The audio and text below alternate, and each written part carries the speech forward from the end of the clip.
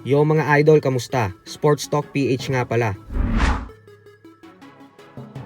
Ang pahayag ni Chavit, pag-usapan natin yan mga idol.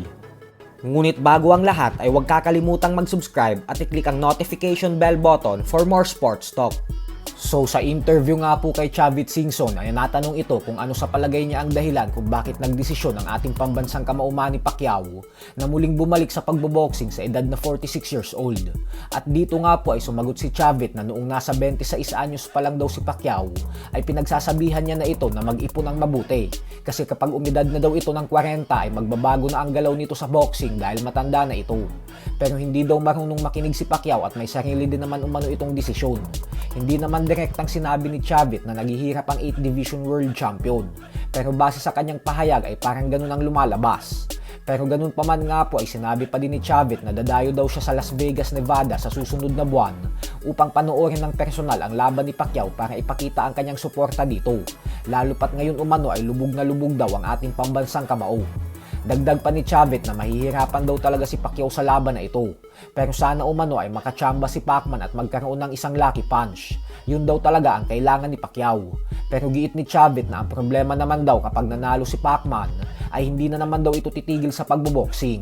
At dadami na naman umano ang mga laban nito hanggang sa matalo na naman. Sa kabilang banda naman mga idol ay bukas na nga po magaganap ang bigating world title fight sa pagitan ng ating matibay na pambato na si Christian Araneta at ng pambato ng Thailand na si Tanong Saksimsri. Gaganapin ang kanilang sagupaan sa bansang Japan bilang co-main event sa Norman vs Sasaki. Paglalabanan ng dalawa ang bakanting IBF Flyweight World Title belt. Kaya malaking pagkakataon po ito para kay Araneta na maging isang ganap na world champion at mapasama kay Melvin Jerusalem at Pedro Taduran bilang mga Pinoy Active World Champions. Pero syempre hindi po ito magiging madaling hamon para sa ating kababayan.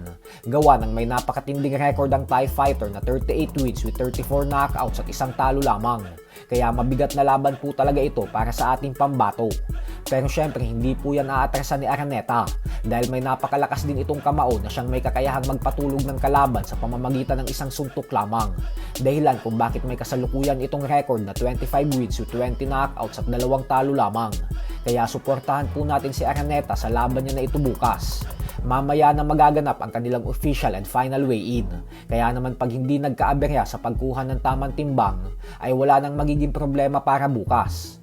Samantala, lumabas na nga po ang B-sample ng VADA test sa Mexican knockout artist na si Jaime Munguia kanina lamang. At sa kasamaang palad nga po para sa kanya, ay positibo pa din ito sa pinagbabawal na gamot. Dahil po dito ay paparusahan na si Munguia. At ang isa sa mga posibilidad ay ang pagiging suspendido nito at pagbawi ng kanyang panalo kay Bruno Sorase at gagawin na din itong no contest. So hanggang dito na lang po muna tayo mga idol.